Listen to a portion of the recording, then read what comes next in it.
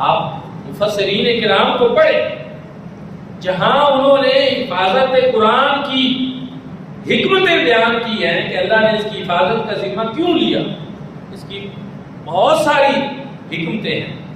حضور کی اداؤں کو قیامت تک محفوظ کرنا تھا، یہ بھی ایک حکمت ہے۔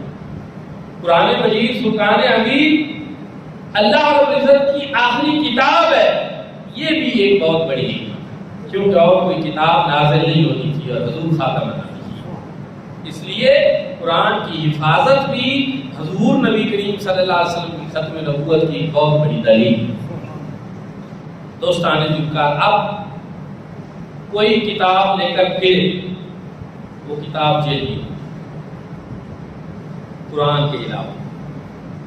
اب کوئی کہے کہ یہ آسمانی کتاب ہے، ہم اس کو تسلیم نہیں کریں۔ اب بات سمجھنا کیوں، اس لیے